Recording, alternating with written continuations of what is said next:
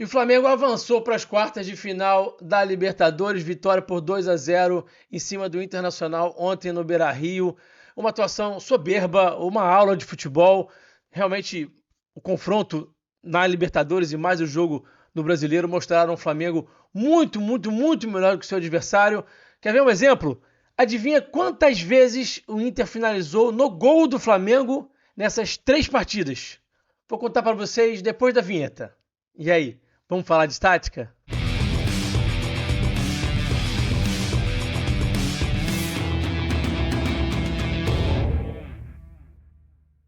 Sejam todos muito bem-vindos a mais um vídeo aqui no canal falando de tática. O Rubro Negro começou o dia hoje, quinta-feira, satisfeito, com um sorriso de orelha a orelha, porque ontem assistiu uma grandíssima atuação da sua equipe, do time treinado pelo técnico Felipe Luiz, que foi muito bem, e os jogadores também, com atuações realmente muito acima da média. Calma que eu não esqueci, não.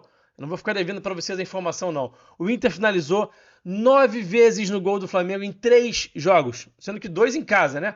Tudo bem que o jogo do Brasileirão foi com o time reserva ali, mas mesmo assim, gente, o Flamengo foi muito superior nos 3 jogos. Ontem, inclusive, no jogo de ontem, jogo decisivo, precisando vencer o jogo, força máxima, ali tentando reverter um resultado, finalizou uma bola no gol do Flamengo. Uma finalização no gol do Flamengo na partida de ontem. Então, ontem foi realmente assim um amasso, um massacre de um Flamengo que, como eu tinha falado para vocês, a tendência é que jogasse melhor mais uma vez que o seu adversário, porque normalmente é assim que acontece, gente. Né? Esse time do Flamengo normalmente joga melhor que o seu adversário. E ontem abusou do direito de jogar melhor que o seu adversário. Foi realmente uma atuação muito boa e a gente vai explorar tudo o que aconteceu taticamente. Vamos para os detalhes, obviamente, dessa partida. Primeiro vamos para as escalações, né? Vamos falar como é que os times foram a campo. Eu vou colocar aí na tela para vocês.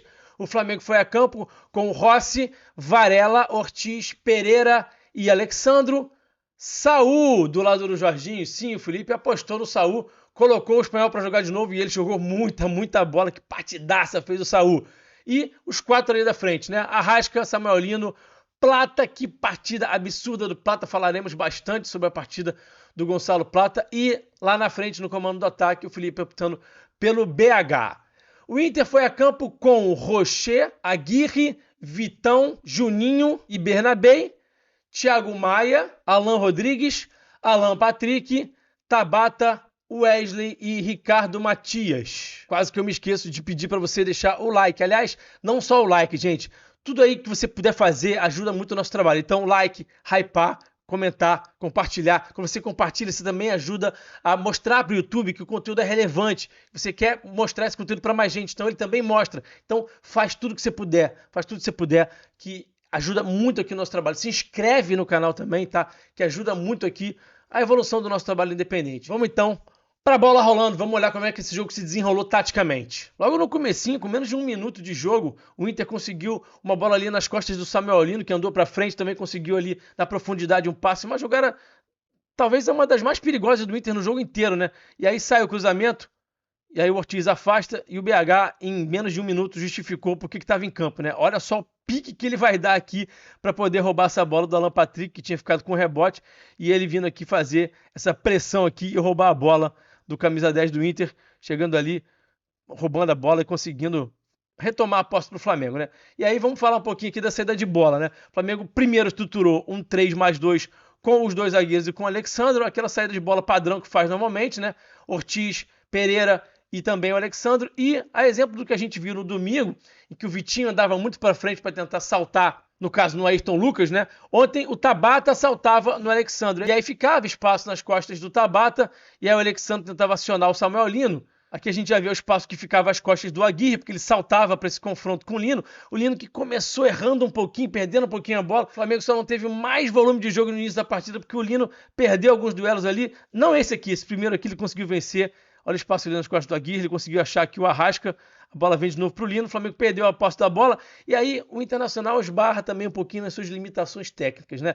A gente fala muito aqui no canal sobre a importância dos jogadores, né? O jogo dos jogadores, a importância que os jogadores têm no campo de jogo, porque são eles que executam as ações. Então, quando você tem, por exemplo, 2 times que são muito bem treinados, mas um desses times tem jogadores que na média são nota 8 e o outro tem jogadores que na média são nota 7, quem é que vai ganhar o jogo? o time que tem jogadores na média nota 8. Então aqui, por exemplo, você vê o Thiago Maia esbarrando na sua própria limitação. O Inter consegue roubar essa bola e o Thiago Maia vai errar um passe aqui, bobo aqui, né? Vai jogar essa bola para fora. Então a gente vê que o Inter tem ali algumas limitações técnicas e isso acaba fazendo sim a diferença.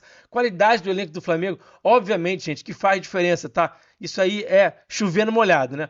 E aí, vamos seguir aqui com a pressão do Flamengo. O BH e o Plata muito importantes aqui, fechando sempre muito bem o espaço. O BH vindo abordar aqui o Juninho, o Plata já fechando aqui a linha de passe no Bernabé e o Flamengo obrigando o Inter a fazer a bola longa. O Flamengo não abriu mão de marcar alto o tempo inteiro. Aqui essa bola sendo feita para o Wesley. O Varela conseguindo vencer esse duelo aqui, a bola saindo pela lateral. O Flamengo, como sempre, pressionando muito alto, obrigando o Inter a esticar essa bola e vencendo a maioria dos duelos de primeira bola, de segunda bola, duelo aéreo. Foi aos poucos tomando conta do jogo a partir desse volume ali que imprimia na partida. Aqui uma situação que no comecinho do jogo foi um incômodo ali do Flamengo, duas bolas na verdade especificamente, né, pro Alexandro, e tinha esse salto aqui do Tabata em cima do Alexandro, também quando o Flamengo saía ali próximo da própria baliza, né, não só quando o Flamengo já estava mais à frente, mas também quando o Flamengo saía aqui no tiro de meta, o Tabata vinha saltar no Alexandro, então tinha mais liberdade aqui pro Ortiz, e o Flamengo vai identificar o Felipe, os jogadores vão identificar essa vantagem já já, a gente vai chegar lá já já. Você vê que o Alan Patrick tá encaixado aqui no Jorginho, a preocupação maior dele era o Jorginho e não o Ortiz.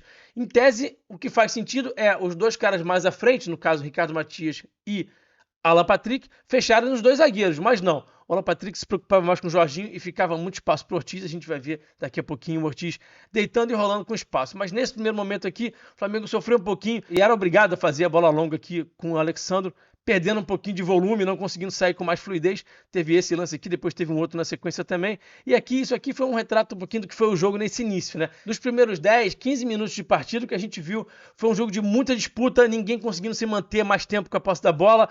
Muita disputa e muito perde-ganha, muito perde-ganha, como a gente vai ver nesse lance aqui, ó. O Flamengo consegue retomar a posse de bola, o Inter retoma também, e aí, ó, disputa. Ó, carrinho, disputou, bola no alto, disputa pelo alto, ficou ali aquele jogo ali, a pelada, a famosa pelada que a gente fala, e aí gente, vamos botar essa bola no chão, tava muito físico o jogo, os dois times tentando se impor fisicamente e muito intensos sem a bola, então tava difícil de você conseguir manter a posse de bola por conta da intensidade que os dois times imprimiam, né? E aí a gente viu isso aqui acontecer e muitas vezes as jogadas terminavam, como vocês acabaram de ver ali, com falta, né? O Jorginho apanhou bastante, Varela apanhou bastante nesse início de jogo, a Arrascaeta apanhou, enfim... O Inter desceu a madeira nesse início de jogo, isso também picotou muito o jogo, então teve muito pouco jogo nos 15 primeiros minutos de partida, e aí depois a gente vai ver que a coisa vai mudar. Olha ali, até o próprio Varela abrindo os braços, reclamando ali, foi uma falta meio forte ali no Jorginho. O Inter perdendo ali um pouquinho a mão, né, exagerando ali nas faltas, né? E aí o Plata, mais uma vez, vou falar bastante desse jogador, tá? Vamos falar bastante de Plata, papel defensivo desse cara, absurdo que ele fez. Então, quando o Inter conseguia ali uma progressão um pouquinho mais interessante, tentava levar essa bola aqui para um 2 contra 1, do Wesley com o Bernabé ali em cima do Varela, não tem 2 contra 1 nenhum. É o Plata chegando aqui para roubar essa bola do Bernabé. O que ele ganhou de duelo do Bernabé e do Wesley, o que ele fez defensivamente para proteger o Varela, para não deixar o Varela em nenhum momento exposto, foi um absurdo. Com a bola ele fez uma partida monstruosa, sem a bola também. Jogou muita bola Plata, assim, monstruoso. E aqui ele vai ficar com a posse de bola e já vai dar um tapa na frente, ó. Já vai vencer esse duelo, já vai levar o time à frente. Então, realmente, a partida do Plata foi absurda. Aqui, ainda na saída de 3+2, com os dois zagueiros e com o Alexandro também, ainda com o duplo pivô, com o Jorginho e Saul. O Léo Pereira vai fazer essa bola aqui no Ortiz, e aí você tinha essa situação aqui do Tabata que andava para frente, como vocês estão vendo aí. Então acabava que o Ortiz tinha muita liberdade, porque o Wesley ficava um pouco mais atrás, e aí essa bola chegava pro Ortiz e ele tinha liberdade para pensar o jogo. E aí, quando o adversário dá liberdade pro Léo Ortiz pensar o jogo, é realmente algo muito perigoso. O Inter começou a sofrer bastante, porque tinha esse contexto aqui do Ortiz ser um homem livre aqui, recebia essa bola, tinha espaço para conduzir, ou para achar um passe no Varela, ou então para achar um passe na profundidade. Ainda nesse início de jogo, a gente ainda não chegou aqui nos 15 minutos, o Flamengo ainda tentava muita bola na profundidade, e a gente viu o BH morar no impedimento, né? Fez boa partida, mas morou no impedimento. Olha ali o juizão marcando mais um impedimento do BH, foram alguns. O Flamengo precipitou um pouquinho demais essa bola longa nessa fase inicial aí do jogo, perdeu um pouquinho de volume de jogo, perdeu um pouquinho de posse de bola, porque arriscava essa bola, tinha espaço, era tentador, de fato tinha um espaço ali, mas o BH ficando impedimento, o Flamengo às vezes forçando um pouquinho, não conseguindo conectar essa bola, isso foi tirando um pouquinho de volume do Flamengo nessa parte inicial do jogo também, tá? Então, um impedimento aqui do BH, mais uma vez aqui o BH conseguindo cuidar ao mesmo tempo do Thiago Maia e do Juninho, papel defensivo do BH também pressionando, sendo capaz de cuidar de dois opositores ao mesmo tempo, impressionante, né? Mais uma bola longa do Inter e mais uma vez o Flamengo conseguindo vencer o duelo, controle da profundidade aqui do Ortiz, essa tranquilidade que ele tem de fazer esses passes de cabeça para trás pro Rossi, né? Tranquilidade da linha defensiva do Flamengo. Esses 4 defensores do Flamengo jogam muita bola. Absurdo que esses caras jogaram ontem. O nível é muito alto. Aqui o Alexandre mais uma vez recebendo, conseguindo conectar aqui com o Saul. E o Saul vai se precipitar, ó. Vai tentar conectar essa bola. Tinha espaço, era tentador, mas o Flamengo pecando um pouquinho nessa tomada de decisão.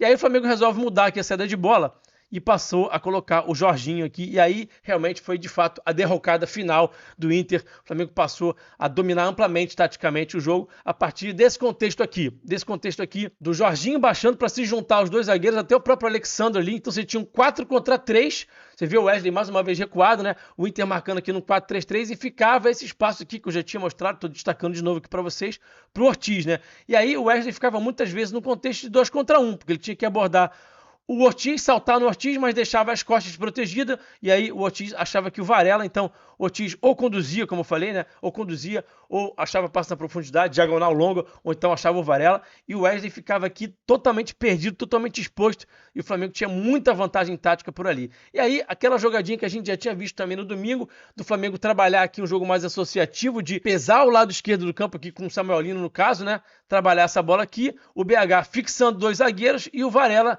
já chegando aqui para ser o homem livre, para receber essa bola aqui do lado oposto. O Samuel Lino, para variar, né? Acertando muito. Foi só um início ali um pouco errático do Samuel, depois ele começou a jogar no nível que ele joga sempre. Ele não perde a bola, quantidade de passe de fora para dentro que ele acha, né? Conectando ali quem estiver chegando, o Jorginho, ou o Arrasca, o próprio Plata, o próprio centroavante que estiver ali, o BH, ele conecta muito passe de fora para dentro, joga muita bola, Samuel Lino, e aí ele acha que o Arrasca recebe, gira, domina, ó, e já acha que o Varela, e o Flamengo já começando a colocar as asinhas de fora. Isso aqui já eram 20 e poucos minutos, 23 minutos, se eu não estou enganado. O Flamengo já era senhor do jogo ali, já tinha o domínio completo da partida. O Inter já estava ali totalmente à mercê. Os dois jogadores de frente ali, o Alan Patrick e o Ricardo Matias, parece que já perderam o gás muito rápido, não conseguiam mais manter ali o nível da pressão. E aí o Flamengo tinha muita liberdade, especialmente o Ortiz, ó. Jorginho pro Ortiz de novo, ó, tá? E aqui ele vai conduzir um pouquinho e vai achar o passe pro Varela. E aqui o Varela achando o BH. O time do Inter é bastante descompactado aqui nesse momento, com o Thiago Maia muito próximo lá dos zagueiros, né? Muito espaço aqui pro BH. Ele vai receber essa bola aqui com liberdade. O Bernabé vai tentar abordar aqui, mas ele vai trazer essa bola pro corredor central. Vai dar um tapa aqui com o lado de fora do pé, bonito, né? Pro Samuel. O Samuel vai balançar, vai finalizar. O Rocher vai dar aquela ajudinha, né? Deu aquela ajuda também ao Rocher. E aí a bola vai chegar pro Plata, que vai dar mais uma assistência de cabeça para sua coleção de assistências de cabeça. Anotem aí, não se esqueçam, hein? Contra o Chelsea, aquela assistência absurda para o BH, que gerou o gol de empate do Flamengo naquela partida. Mais recentemente contra o Ceará também, pro Arrascaeta. E ontem mais uma. Em 2 meses, 3 assistências de cabeça do Plata, que realmente tem uma capacidade incrível de passar a bola de cabeça. Realmente chama atenção. E ele colocando aí mais uma assistência para conta dele, ele que vem crescendo demais na temporada, tá jogando muito. E aí, mesmo quando o Inter consegue progredir, mesmo quando consegue uma progressão mais interessante, conseguiu aqui avançar, achando aqui as costas do Arrascaeta, mesmo nesse contexto que consegue avançar aqui, ó, o que acontece? Os zagueiros, mais uma vez, fazem a diferença. Olha aqui o Ortiz, e ele vai ler muito rapidamente que esse passe vai entrar e vai interceptar. A capacidade que esses defensores do Flamengo têm de ler jogada, qual o momento que eu vou saltar, o momento de interceptar, o momento de guardar a linha, é absurda. A leitura dos 4, tá? Tô falando dos 4, não só dos 2 zagueiros, mas também do Varela, também do Alexandre.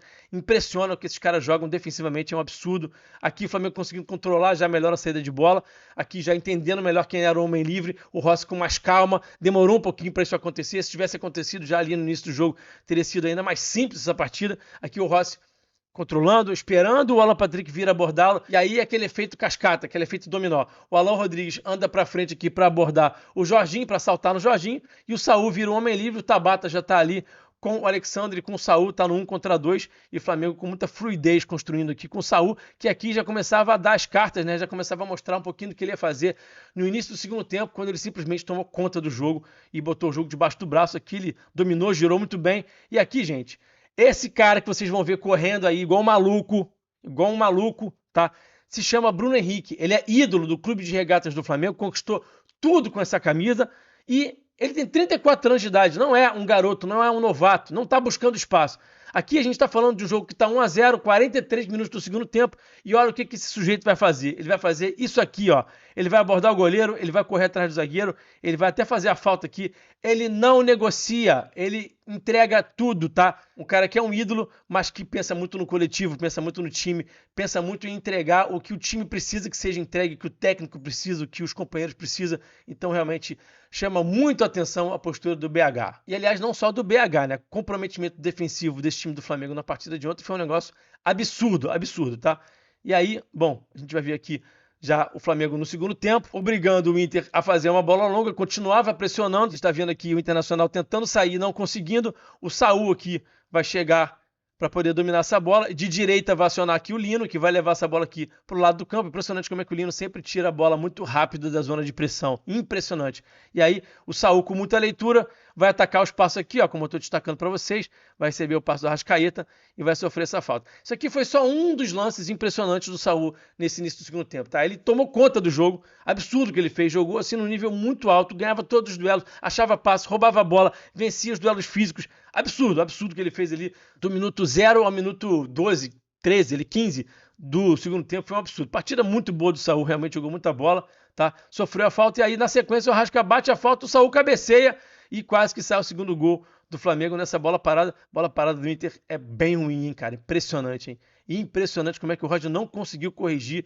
essa bola parada do Inter, né? Aqui o Flamengo continuava pressionando, olha só o papel aqui do Arrasca pressionando, também o Samuel Lino obrigando, forçando o Inter a fazer bola longa, a disputar a primeira bola. Aqui já tem o Borré em campo, a gente vai falar um pouquinho mais já sobre o Borré e sobre a estrutura do Inter no segundo tempo, a mudança que o Roger Machado fez, tirando o Tabata e colocando o Borré. E aqui a gente vê mais uma vez o papel defensivo do Plata, o comprometimento do Plata para fazer aqui um 2 contra 1 do Alan Patrick. Você tem o Saul chegando, o Alan Patrick tenta tirar essa bola aqui do alcance do Saul, mas o Plata chega muito rápido e aí o Saul vai ficar com essa posse de bola. De novo o Plata, lateral aqui do Inter, lá próximo da própria área, né? O Flamengo não necessariamente precisa pressionar tanto assim um lateral do adversário tão longe da sua própria baliza, mas o Flamengo do Filipe Luís precisa sim, e especialmente o Flamengo do Plata, que não abre mão de pressionar lateral, ele pressiona, rouba a bola, acha o passe aqui pro Arrasca, que vai sofrer essa falta aqui na entrada da área. Então o Flamengo com comprometimento defensivo absurdo. Eu vou mostrar aqui mais uma vez a qualidade dos defensores do Flamengo, no caso aqui o Alexandro, um passe que é para entrar aqui no Borré, mas que ele não deixa porque a leitura é absurda. E além disso, né, intercepta e fica com a posse de bola, bota ali a pontinha da chuteira e normalmente esses caras, esses defensores do Flamengo, interceptam já mantendo a posse de bola, iniciando um novo ataque, e isso faz toda a diferença, algo que os defensores do Inter não conseguem no mesmo nível. Acaba que eles devolvem sempre a bola para o Flamengo e isso faz toda a diferença sim, tá? E aí o Alexandre mostrando toda a sua categoria. Aqui a gente vê a estrutura que o Roger montou para o segundo tempo num 4-1-3-2. Ele tinha o Ricardo Matias e o Borré mais à frente, o Wesley e o Alan Patrick e o Alan Rodrigues numa linha de 3 e o Thiago Maia um pouco mais atrás, no 4-1-3-2. O time se estruturava para defender dessa forma, mas mesmo assim não conseguia anular as progressões do Flamengo, que mais uma vez tinha aqui o Ortiz como um cara com mais liberdade que para avançar, um pouquinho menos de liberdade agora para o Varela, né? Mas aí o Flamengo muito consciente, muito lúcido, muito bem treinado pelo seu ótimo treinador Filipe Luís, porque tudo bem, vou ter menos espaço aqui para o Varela, mas aí o Plata vai fazer uma diagonal de dentro para fora, vai obrigar o Juninho a se deslocar ali e vai abrir espaço, vai balançar essa defesa. Então o Varela aqui achando o Plata. E o Flamengo, senhor do jogo, tática, tecnicamente, olha o Plata vencendo mais um duelo, sofrendo a falta. A partida do Plata foi absurda. O Flamengo realmente dominou muito e dominou muito também a partir do jogo do Plata, que foi realmente absurdo. Aqui a gente está vendo o 9 bolado, o P9 a gente sabe que ele vai marcar o seu gol, entrando no jogo no lugar do BH, sai um ídolo, entra outro, né?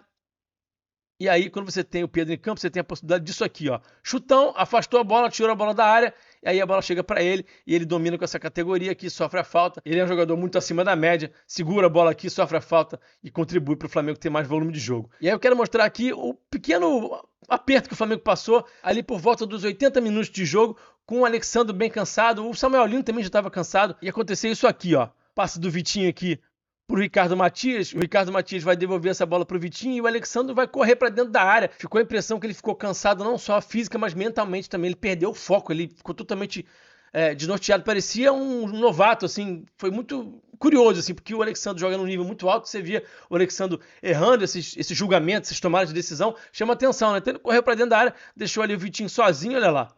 Vitinho vai cruzar e aqui ele vai meio que escorregar, ó. Tô até destacando ele aqui, porque o cruzamento vai ser feito e ele não vai conseguir meter nem a cabeça na bola, nem o pé. Ele vai ter uma ação ali esquisita, cara. Foi esquisito, foi estranho o que aconteceu com o Alexandre nesse recorte final ali do segundo tempo. Ele vai escorregar, a bola vai chegar ali pro Borré e vai bater na trave, né?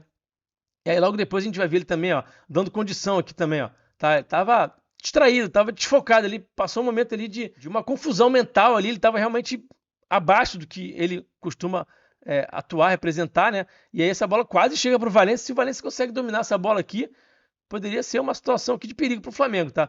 E aí o Rossi fazendo a bola longa aqui pro Pedro, e a gente vai ver a origem do segundo gol. A gente já tá vendo aqui na linha lateral o Cebolinha e o Ayrton Lucas, porque o Felipe percebeu que o Alexandre estava cansado, que não estava mais conseguindo manter o nível, então ele coloca ali o Ayrton Lucas e o Cebolinha, mas antes desses caras entrarem em campo, o Samuel Lino vai levar essa bola aqui para profundidade, vai carregar essa bola lá para a linha de fundo, vai ganhar um escanteio. Impressionante como é que o Samuel Lino ganha escanteio. O Flamengo vai bater esse escanteio aqui, eu tinha ressaltado isso para vocês no pré-jogo da semana passada.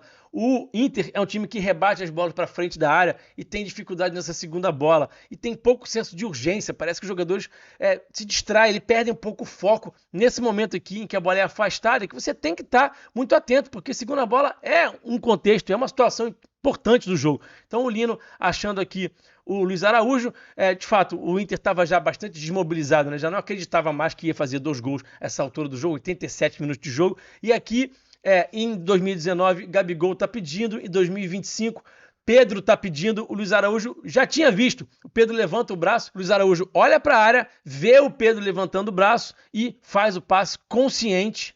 E aí a gente vê realmente essa linha de defesa do Internacional muito desmobilizada, a bola passa pelo Vitão, pelo Juninho, enfim, passou na frente de todo mundo ali, passou na frente do Rocher. Se o Pedro não faz esse gol, o Ortiz faz, tava fácil, famoso gol de vó. Eu havia alertado para vocês aqui semana passada, cerca de 10 dias atrás, quando o Flamengo teve algumas atuações um pouco abaixo daquilo que está acostumado a desempenhar, que havia um contexto que a gente precisava entender. Os reforços chegando, ainda buscando a melhor forma física, ainda buscando se conectar com o modelo de jogo. Alguns jogadores que ainda estavam voltando também de contusão, no caso do Alexandre, que ainda estavam sem ritmo. Havia um contexto ali com desfalque, havia um momento ali complicado de uma transição. Então era um momento que precisava ter um pouquinho de paciência. Eu sei que a torcida muitas vezes não tem paciência, mas eu alertava naquele momento, vamos ter um pouquinho de paciência, porque daqui a pouquinho esses reforços vão começar a se encontrar, vão achar a sua melhor forma física e o Flamengo vai ser um time muito forte. E aí o que a gente vê é o time cada vez mais forte, capaz de, por exemplo, dominar o Internacional, como fez nessas últimas 3 partidas,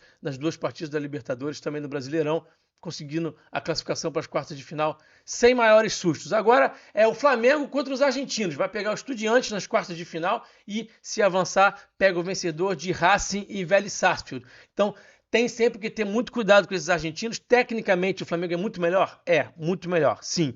Técnica e taticamente, mas ninguém ganha jogo de véspera e esses argentinos, eles são chatos, eles são cascudos. Quando vai jogar lá, é sempre um caldeirão. Então, há que se ter muito cuidado. Agora, foco no Brasileirão, segunda-feira, Flamengo e Vitória. O Flamengo vai ter tempo para descansar, para poder chegar bem para essa partida. 2 jogos em casa, Vitória e Grêmio, tá? Então, o Flamengo tem tudo para somar 6 pontos e solidificar essa liderança do Brasileirão. Momento importante para o Flamengo na temporada e a gente vai estar ligado aqui em tudo, sempre observando todos os detalhes táticos. Eu quero mais uma vez agradecer vocês pela companhia de sempre. Muito obrigado. Até o próximo vídeo. Um grande abraço e eu fui.